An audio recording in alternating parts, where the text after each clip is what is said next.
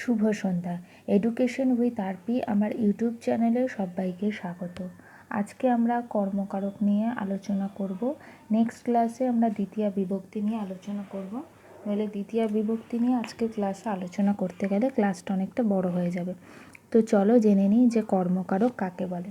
দেখো, যাকে আশ্রয় করে কর্তা ক্রিয়া সম্পন্ন করে তাকে কিন্তু কর্মকারক বলে। অর্থাৎ একটা উদাহরণ দিই, তাহলে তোমাদের কাছে বিষয়টা অনেকটা ক্লিয়ার হবে। যেমন দেখো, রাম ফুল তোলে। এখানে রাম হচ্ছে কর্তা আর ক্রিয়া হচ্ছে তোলে। কোনো কিছু কাজ করা অর্থ বোঝালে সেটা কিন্তু ক্রিয়া হয়।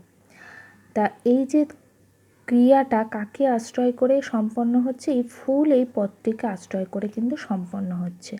তাই এই ফুলটি হয়ে যাবে কর্মকারক, এই ফুল পদটি হয়ে যাবে কর্মকারকে দ্বিতীয়া বিভক্তি।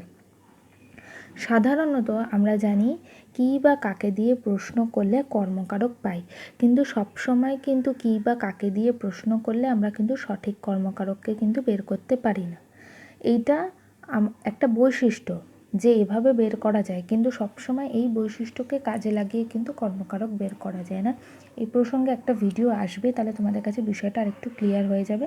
তো সাধারণভাবে শুধু এটুকু জেনে রাখো যে কী বা কাকে দিয়ে প্রশ্ন করলে কর্মকারক সাধারণত বের করা হয় এইভাবে। এবার দেখো কর্মকারকের সূত্র কি বলছে। কর্তুরী ঈপ্সিত তম কর্ম, এখানে কিন্তু অনস্বর হবে। এটা হচ্ছে কর্মকারকের প্রথম এবং প্রধান সূত্র। দেখো, সূত্রের মধ্যেই কিন্তু সংজ্ঞাটা লুকিয়ে আছে। কর্তুরী ঈপ্সিত তম কর্ম। প্রথমত ঈপ্সিত কথার মানে হচ্ছে ইচ্ছা, আর কর্তুরী বলতে এখানে কর্তাকে বোঝাচ্ছে। অর্থাৎ কর্তার যেটা ঈপ্সিত, তমং বলতে শুধু ইচ্ছা না, ইচ্ছাটা একটু বেশি পরিমাণে। অর্থাৎ কর্তার যে ইচ্ছাটা একটু বেশি পরিমাণে সেটা কিন্তু কর্ম। অর্থাৎ ক্রিয়া সম্পাদনের ক্ষেত্রে কর্তা সর্বাধিক ইচ্ছা যেটা, তাতেই কিন্তু কর্মকারক হবে। কীরকম দেখো, কর্তা ক্রিয়ার দ্বারা যা সবচেয়ে বেশি পেতে চায় তাকে কর্মকারক বলে। একটা উদাহরণ দিলে তোমাদের কাছে বিষয়টা ক্লিয়ার হবে। যেমন দেখো, বালক অন্নং খাদতি, এখানে কিন্তু অনস্বর হবে। অর্থাৎ বালকটি ভাত খাচ্ছে। বালক নামক যে কর্তা, তার সর্বাধিক ইচ্ছা বা ঈপ্সিত কোনটা, এই যে ভাত খাওয়াটা বা অন্নটা। তাই অন্নম পদটিতে কিন্তু কর্মকারক হয়েছে, এখানে হসন্ত হবে। আরেকটা উদাহরণ দিচ্ছি তোমাদের কাছে। যেমন দেখো, বালক পয়সা ওদনং ভুঙ্কতে, অর্থাৎ বালকটি দুধ মাখা ভাত খাচ্ছে। ঠিক আছে, এখানে কর্তা কিন্তু বালক। ঠিক আছে, আচ্ছা, ক্রিয়া কোনটা, এই যে ভুঙ্কতে পদটা রয়েছে, এই ভুঙ্কতে পদটা কিন্তু ক্রিয়া। আচ্ছা, এখন আমাদের বার করতে হবে এখান থেকে কর্মকারক, তাই তো? আমরা সবাই ভাববো যে পয়সা পদটি বোধহয় এখানে কর্মকারক হয়েছে। অর্থাৎ পয়স কথাটার মানে হচ্ছে দুধ, আর ওদন কথাটার মানে হচ্ছে ভাত। একটু আওয়াজ আসছে, সেটাকে একটু ইগনোর করো, ক্লাসটা একটু মন দিয়ে করো তোমরা। দেখো, বালক দুধ মাখা ভাত খাচ্ছে। এখানে পয় এবং ওদন দুটোই বালকের ঈপ্সিত, মানে দুটোই বালকের ইচ্ছা। দুধটাও বালকের ইচ্ছা, ভাতটাও বালকের ইচ্ছা। কিন্তু বালকের সব থেকে বেশি যেটা ইচ্ছা, মানে কর্তুরী ঈপ্সিততম কর্ম, ঈপ্সিত মানে তো ইচ্ছা, কিন্তু যেটা সর্বাধিক ইচ্ছা বা যেটা কর্তা বেশি পরিমাণে চাইছে, সেটা হচ্ছে এখানে ওদন, অর্থাৎ ভাতটা। তাই এতে কর্মকারকে দ্বিতীয়া বিভক্তি হয়েছে। কিন্তু পয়সা পদটি কেন কর্মকারকে দ্বিতীয়া বিভক্তি হয়নি? কারণ দুধ মাখা তো ভাত খাচ্ছে, এবং ভাতটা যে মাখা হচ্ছে কিসের দ্বারা মাখা হয়েছে, দুধের দ্বারা মাখা হয়েছে। তাই আমরা জানি দ্বারা দিয়া কর্তৃক বোঝালে পরে সেখানে করণকারক হয়ে যাবে। তাই ওখানে পয়সা পদটি কিন্তু কর্মকারকে দ্বিতীয়া বিভক্তি হবে না, পয়সা পদটি কিন্তু হয়ে যাবে করণে তৃতীয়া। তাই যেহেতু এখানে কর্মকারক বের করতে দিয়েছে, সেই জন্য কিন্তু ওই অন্নং পদটি কিন্তু কর্মকারকে দ্বিতীয়া বিভক্তি হবে। আশা করি ক্লিয়ার। এবার নেক্সট সূত্র দেখো, তথা যুক্তং চানিপসিতম, এখানে অনস্বর হবে আর এখানে ময় হসন্ত হবে। ঠিক আছে, এতক্ষণ আমরা জানছিলাম যে কর্তার যেটা প্রধান ইচ্ছা বা ইচ্ছাটা যেটা, যার প্রতি ইচ্ছাটা প্রবলতর, তাতে কর্মকারক হয়। এখন যে সূত্রটা আছে তথা যুক্তং চানিপসিতম, এই সূত্রটার মানে হচ্ছে কর্তার যেটা ইচ্ছা নয় বা কর্তার যেটা ঈপ্সিত নয় তাতেও কর্মকারক হয়। দেখো কি বলছে, দেখো কর্তার যেটা ঈপ্সিত বা ইচ্ছা নয় তাতেও কর্মকারক হয়। এটা ঈপ্সিত নয় হবে, হ্যাঁ, এখানে আমি শুধু ঈপ্সিত লিখে ফেলেছি, যেটা ঈপ্সিত নয় অর্থাৎ কর্তা যেটা চাইছে না বা যেটার প্রতি ইচ্ছা নেই তাতেও কিন্তু কর্মকারকে দ্বিতীয় বিভক্তি হবে।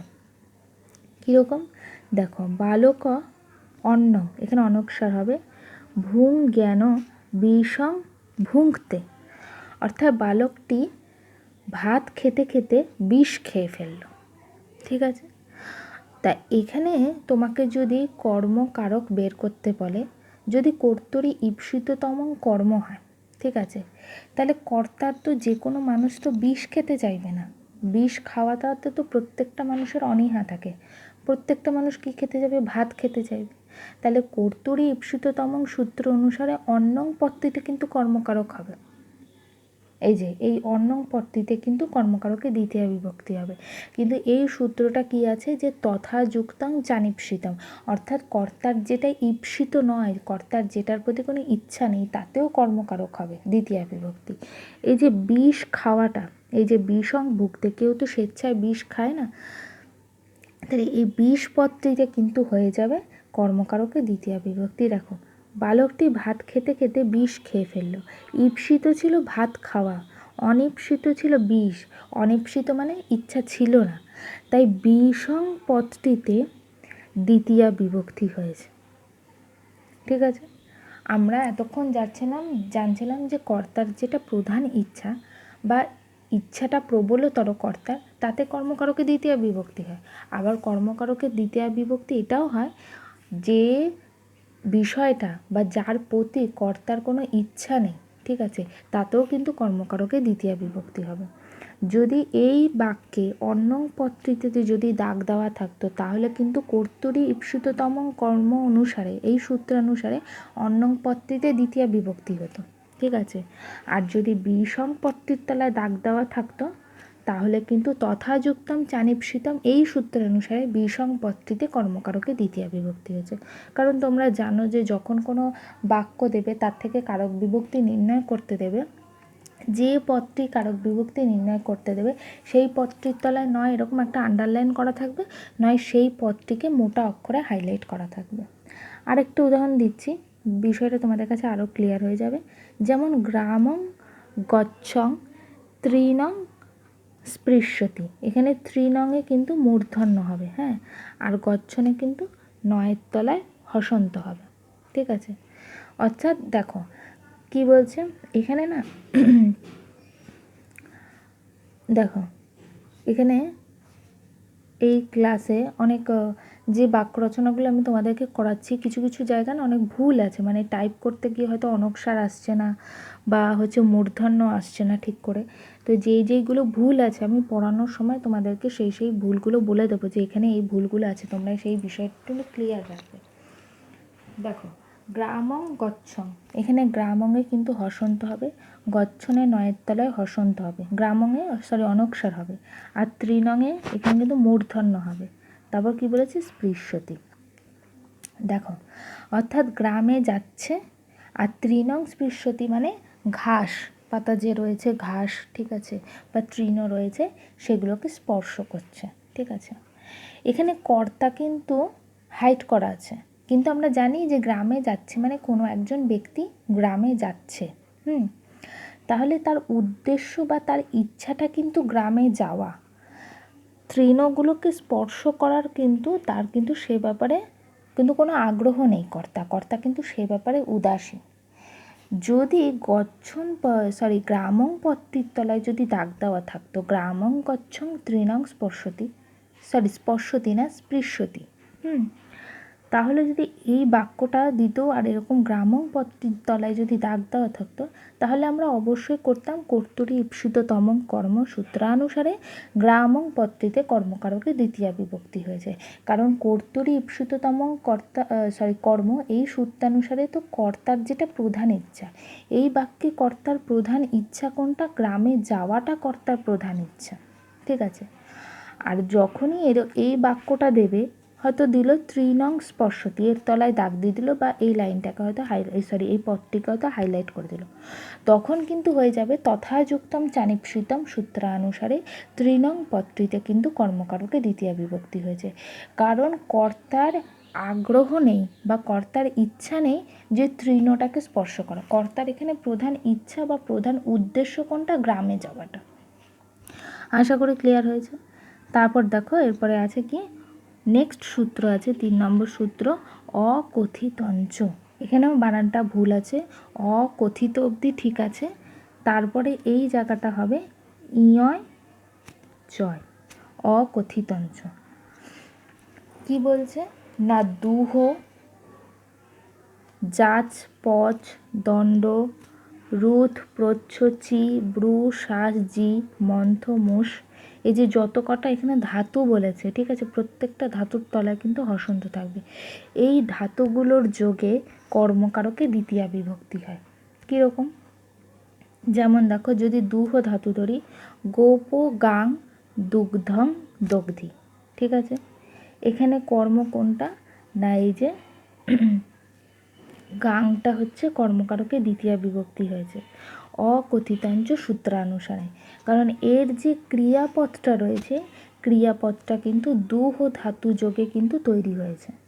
তাই এই বাক্যটা যদি দেয় বা এরকম ধরনের বাক্য যদি দেয়, তখন তোমাকে বলতে হবে যে অকথিতঞ্চ সূত্রানুসারে দুহ ধাতু যোগে গাং পদটিতে কর্মকারকে দ্বিতীয়া বিভক্তি হয়েছে। যেমন আরেকটা উদাহরণ দিচ্ছি, পচ, এর তলাও কিন্তু হসন্ত আছে। পাচক তণ্ডুলাং ওদনং, ঠিক আছে, এখানে ওদনং হবে।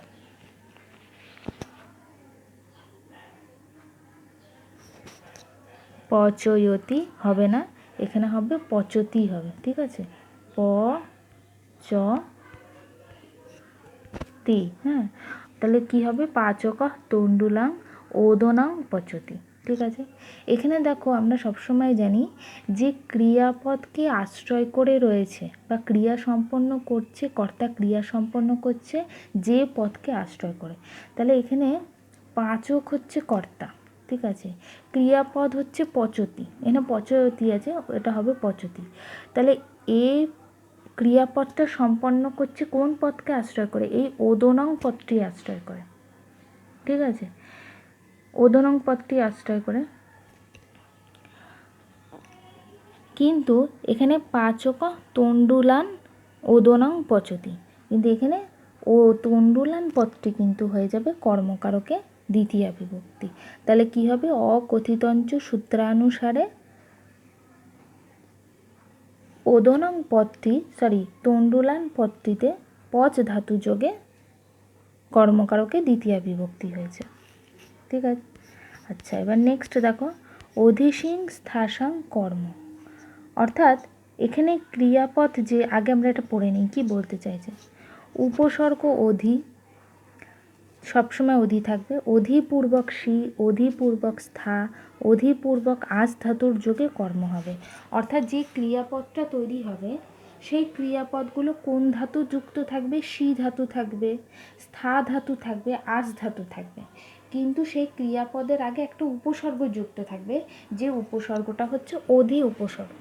তাহলে অধি সিং স্থাসাং কর্ম, দেখো এই সূত্রটার মধ্যে উত্তরটা লুকিয়ে আছে। অধি হচ্ছে উপসর্গ, আর ক্রিয়াপদের ধাতুগুলো কি কি থাকবে? না সি থাকবে, স্থা থাকবে, আস থাকবে, যার যোগে কর্ম হবে। একটা উদাহরণ দিই, তাহলে তোমাদের কাছে ক্লিয়ার হবে। দেখো, শিশু শয্যাম অধিশেতে, এখানে শয্যাম বানানটা কিন্তু ভুল আছে। শয্যাম বানানটা হবে তালিবর্ষ অন্তর্জয়ে জফলা আকার ময় হসন্ত, শিশু শয্যাম অধিশেতে, ঠিক আছে। তাহলে দেখো এটা কিভাবে অধিসিং স্থাসাং কর্ম সূত্রানুসারে কর্মকারকে দ্বিতীয়া বিভক্তি আছে। এই অধিশেতে পদটি যদি আমরা খেয়াল করি, এই অধিশেতে পদটিতে কি কি আছে? অধি উপসর্গ আছে, আর এই সেতে পদটির মধ্যে সি ধাতু আছে। তাই জন্যই অধিপূর্বক সি ধাতু যোগে যে এই ক্রিয়াপদটা তৈরি হয়েছে। আর এই সূত্রানুসারে অধিসিং স্থাসাং কর্ম সূত্রানুসারে সজ্জাম পদটিতে কর্মকারকে দ্বিতীয়া বিভক্তি হয়েছে। এগুলো তোমাদের আস্তে আস্তে ধাতস্থ হবে যখন তোমরা এগুলো এরকম বুঝে বুঝে পড়বে। প্রত্যেকটি সূত্র যদি এরকম তোমরা বুঝে বুঝে পড়ো তাহলে কিন্তু এই ব্যাকরণে কারক বিভক্তি করা, সংস্কৃত ব্যাকরণে কারক বিভক্তি করা কোনো অসুবিধার বিষয় না। তারপর ধরো একটা নেক্সট আরেকটা উদাহরণ দিচ্ছি, হরি বৈকুণ্ঠম অধিতিষ্ঠতি। এখানে বৈকুণ্ঠমের তলায় কিন্তু হসন্ত হবে। হ্যাঁ, এই অধিতিষ্ঠতি পদটাকে যদি আমরা লক্ষ্য করি, তাই তো এখানে কি উপসর্গ আছে? অধি উপসর্গ আছে, ঠিক আছে। আচ্ছা, অধি উপসর্গ আছে, আর তিষ্ঠতি পদটিতে কোন ধাতু আছে? স্থা ধাতু আছে, ঠিক আছে। তাহলে এই দেখো, অধিসিং স্থাসাং কর্ম সূত্রানুসারে বৈকুণ্ঠম পদটিতে কিন্তু কর্মকারকে দ্বিতীয়া বিভক্তি হয়েছে, কারণ এই ক্রিয়াপদ যে পদকে আশ্রয় করে আছে, অর্থাৎ ক্রিয়াটা সম্পন্ন করছে কোন পদকে আশ্রয় করে? এই বৈকুণ্ঠম পদটিতে আশ্রয় করে, ঠিক আছে। আচ্ছা, অধি উপসর্গ না থাকলে কিন্তু সেখানে আধার অধিকরণে সপ্তমী হতো। কীরকম? শিশু শয্যায়াং সেতে, বা হরি বৈকুণ্ঠ তিষ্ঠতি, ঠিক আছে, বা বৃদ্ধ গৃহে আসতে। বৈকুণ্ঠে হবে এটা, হ্যাঁ, এইখানে হবে বৈকুণ্ঠে। তারপরে কি বলছে? বৃদ্ধ গৃহে আসতে, শিশু শয্যায়াং সেতে। যদি অধি উপসর্গ না থাকে তাহলে সেটা কিন্তু আধার অধিকরণে সপ্তমী হয়ে যাবে, এটা খেয়াল রাখবে। আচ্ছা, এবার দেখো নেক্সট সূত্র কি আছে? অভিনিবিশস্য। তোমরা যখন কারক বিভক্তি পড়বে তার আগে যে কারক বিভক্তি সম্পর্কে যে প্রাথমিক তথ্যগুলো আছে সেগুলো ক্লিয়ার করে নেবে। আর প্রত্যেকটি কারক ধরে ধরে যখন পড়বে, কর্তৃকারকের সূত্রগুলো মুখস্থ করলে বা প্রথমা বিভক্তির সূত্রগুলো মুখস্থ করে নিয়ে সেই সূত্রগুলোর ডিটেলসগুলো পড়বে, তবেই কিন্তু এই সংস্কৃত ব্যাকরণে কিন্তু কারক বিভক্তি করতে পারবে। এবং করাটা খুব সোজা, মানে এমন কিছু ভয়ের ব্যাপার নেই যে বুঝতে পারবে না বা কিছু, একটু ধরে ধরে পড়লে পরে ঠিক করতে পারবে। তারপর দেখো অভিনিবিশস্য। অভিপূর্বক নিপূর্বক বীজ ধাতুর আধারে কর্মকারকে দ্বিতীয়া বিভক্তি হয়। তাহলে অভিনিবিশস্য, এখানে অভিটা কিন্তু উপসর্গ, ঠিক আছে। আরেকটা কি বলছে? এই অভিনিবিশ কথাটাকে যদি ভাঙা হয় তাহলে অভিপূর্বক নিপূর্বক বীজ ধাতু, ঠিক আছে। তাহলে বলা যেতে পারে এখানে প্রায় দুটো উপসর্গই থাকছে, অভি আর নি, আর এখানে বীজ ধাতু থাকছে, ঠিক আছে। কীরকম? যেমন তোমরা মানে ফিগার দেখলেই বুঝতে পারবে যে এটা কোন সূত্রের আন্ডারে পড়বে বা কোন কারকে হবে। দেখো, সাধু সন্মার্গম, গয়রে ময় হসন্ত হবে, অভিনিবিশতে। দেখো এইখানেই কিন্তু আমরা উত্তরটা পেয়ে যাচ্ছি। অভিপূর্বক নিপূর্বক বীজ ধাতুর আধারে কর্মকারকে দ্বিতীয়া বিভক্তি হয়েছে। যখনই এরকম কোনো লাইন তোমরা দেখতে পাবে আর হচ্ছে কর্মকারক বের করতে দেবে, তখনই তোমরা করবে কি? অভিনিবিশস্য সূত্রানুসারে সন্মার্গম পদটিতে দ্বিতীয়া বিভক্তি হয়েছে, কর্মকারকে দ্বিতীয়া বিভক্তি। একদম সোজা, মানে সূত্রগুলোকে একটু ভেঙে ভেঙে পড়লেই তার থেকে আমরা উত্তরগুলো পেয়ে যেতে পারি। তারপর দেখো উপান্নধ্যাং বস। আচ্ছা, এখানে কি কি উপসর্গ আছে? উপসর্গ থাকবে, উপসর্গ থাকবে, অনু উপসর্গ থাকবে, অধি উপসর্গ থাকবে, আর আং উপসর্গ থাকবে, আর ধাতুটা থাকবে সবসময় বস। কীরকম? দেখো, সাধু বনম উপবসতি, তাই তো। তাহলে এখানে উপসর্গ দেখো উপ, আর ধাতু কিন্তু বস, তাই জন্য উপান্নধ্যাং বস সূত্রানুসারে এটা কিন্তু কর্মকারকে দ্বিতীয়া বিভক্তি হয়েছে বনম পদটিতে। তারপর নেক্সট দেখো, ধার্মিক গ্রামম অনুবসতি। এখানে উপসর্গ কি বলেছে? উপান্নধ্যাং বস, উপান্নধ্যাং। এই কথাটাকে যদি আমরা ভাঙি তাহলে কি কি পাবো? উপ পাবো, অনু পাবো, অধি পাবো, আং পাবো, যেটাকে সন্ধি যুক্ত করে আমরা পেয়েছি উপান্নধ্যাং। আর বস কথাটার মানে হচ্ছে, আমরা বুঝতে পারলাম যে বস বলতে এখানে বস ধাতুর কথা বলা হয়েছে। দেখো, ধার্মিক গ্রামম অনুবসতি, এখানে উপসর্গ অনু আর ধাতু হচ্ছে বস, তাই মিলে হয়ে গেছে অনুবসতি। আচ্ছা, তারপর দেখো রাজা রাজধানীম অধিবসতি, অধি উপসর্গ পেয়েছি আর বস ধাতু। এখানে রাজধানীম পদটিতে কর্মকারকে দ্বিতীয়া বিভক্তি হয়েছে কোন সূত্রানুসারে? উপান্নধ্যাং বস সূত্রানুসারে। তারপরে এখানে এই বানানটা ভুল আছে, শিষ্যয়া হবে, তালিবশ শয় হস্যি, পেট কাটা মূর্ধন্য শয় জফলা, অন্তস্তয় আকার। এটা হবে শীর্ষয়া, ঠিক আছে, সরি শীর্ষয়া না, ভুল বললাম, এখানে হবে এটা শীর্ষা হবে। তালিবশ শয় হস্যি, পেট কাটা মূর্ধন্য শয় জফলা, বিসর্গ, ঠিক আছে। শীর্ষ গুরুগৃহম, গুরুগৃহমের তলায় হসন্ত হবে আ বসতি, ঠিক আছে। এখানে আং হচ্ছে উপসর্গ, ঠিক আছে, যেটা হয়ে গেছে আ হিসাবে বসেছে, ঠিক আছে। আরেকটা হচ্ছে ধাতু, কি ধাতু হচ্ছে বস ধাতু, তাই এইটা কি হয়েছে উপান্নর্ধাং বস সূত্রানুসারে কিন্তু গুরুগৃহম পদটিতে কর্মকারকে দ্বিতীয় বিভক্তি হয়েছে, ঠিক আছে। আচ্ছা, এর লাস্ট সূত্র কি আছে, অকর্মক ধাতুর্বিযোগে দেশ কাল ভাব গন্তব্য অথবা চ কর্মসঙ্গক ইতি বাচ্যম। এটি একটি বার্তিক সূত্র। বার্তিক সূত্র কি বা কাকে বলে এই নিয়েও একটা ক্লাস করানো হবে। দেখো, কর্মসঙ্গক বানানে ওখানে বরিকের জ আর ইয় এরকম হবে, উময়গয় হবে না। কি বলছে, অকর্মক ধাতু বিযোগে দেশ কাল ভাব এবং ক্রোশ প্রভৃতি বোঝালে বা গন্তব্য পদ বোঝালে তাতে কর্মসংজ্ঞা প্রাপ্ত হয়, অর্থাৎ কর্মকারকে দ্বিতীয় বিভক্তি হয়। কীরকম, যেমন কুরুন সপিতি, কুরুন বলতে কি বলছে এখানে, দেশ বলতে এখানে গুরু পাঞ্চাল প্রভৃতি গ্রামসমূহ নিয়ে সৃষ্ট বড় দেশকে বুঝতে হবে, তাই জন্য এটি কিন্তু হয়ে গেছে অকর্মক ধাতুর বিযোগে দেশ কাল ভাব গন্তব্য অথবা চ কর্মসঙ্গক ইতিবাচ্যম সূত্রানুসারে কুরুন পদটিতে কিন্তু কর্মকারকে দ্বিতীয় বিভক্তি হয়েছে। তারপর দেখো মাস ও মাসতে, ময়ের তলায় হসন্ত হবে। কাল বলতে এখানে দিন রাত্রি মাস প্রভৃতি বোঝাচ্ছে, মাস বলতে সময়কে বোঝাচ্ছে বা মাস বোঝাচ্ছে, এই জন্য এটি এই সূত্রানুসারে কর্মকারকে দ্বিতীয় বিভক্তি হয়েছে। তারপর বলছে গোদহম আসতে, গোদহন কালকে বোঝানো হচ্ছে। ক্রোশম আসতে, ক্রোশ বলে না আমরা 1 ক্রোশ গেলাম 2 ক্রোশ গেলাম, ঠিক আছে, গন্তব্য বোঝাচ্ছে, অর্থাৎ গন্তব্য শব্দের দ্বারা কি পথের পরিমাণবাচক অর্থাৎ ক্রোশাদি গ্রহণ করা হয়েছে, তাই জন্য এতে কিন্তু কর্মকারকে দ্বিতীয় বিভক্তি হয়েছে। আশা করি ক্লাসটা তোমাদের কাছে একটু ক্লিয়ার হয়েছে। যদি বুঝতে কোনো জায়গায় অসুবিধা হয় তাহলে অবশ্যই আমাকে কমেন্ট করে জানিও। আর প্রত্যেকটি ক্লাসের কিন্তু ডেসক্রিপশন বক্সটা তোমরা অবশ্যই চেক করবে। নেক্সট ক্লাসে আমরা দ্বিতীয় বিভক্তি নিয়ে আলোচনা করব।